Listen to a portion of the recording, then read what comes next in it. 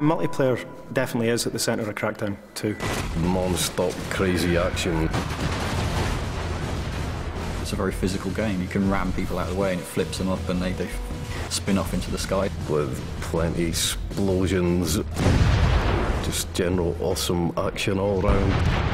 Picking up vehicles, throwing them across the road. A multitude of weapons at your disposal. If you can break it off, you can use it and you can hit people with it. It can just cause complete devastation. We just thought, right, well, let's go all out. Let's give them as much as we possibly can. In order to make things clean, you destroy everything.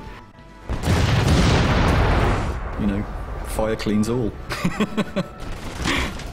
Episode 1. Fun with friends. A lot of people love the fact that you can have this open world environment and mess around with your mates. We've doubled the amount of players for co-op. We've turned it up to 4-player co-op, 4 times the people, 4 times the fun, basically. There's so many things to do in the city. It's pretty remarkable that we've managed to fit that in. We have to make all of those missions support 4 players. And not only that, we have to make sure that those missions are supported for 4 players playing 4 different missions scattered around the world of Pacific City.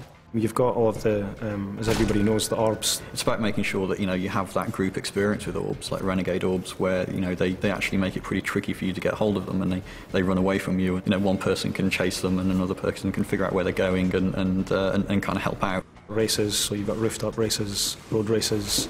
You've got all the achievements in the game as well, and there are a bunch of stats that we track that also go on leaderboards.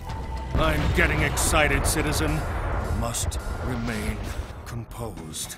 One thing we're pretty proud of is that you can then seamlessly go from your campaign game into your multiplayer game. There was a few times when you'd be playing the game and somebody would enter your game when you were testing and you didn't actually know they were in, and then suddenly this rocket would come from the side and there's one of the guys who's just joined your game and started blowing everything up. If friends come home from school or work or whatever, they just jump straight into your game. The player can come at a problem from 4 different sides and just defeat it that much faster. And we've added turreted weapons to all of the vehicles as well. Nominate one guy to drive, he jumps in, 3 of you jump in the back of the vehicle, one of you might have a rocket, another guy a heavy machine gun. You can just be a 100-mile-an-hour killing machine soaring through the city.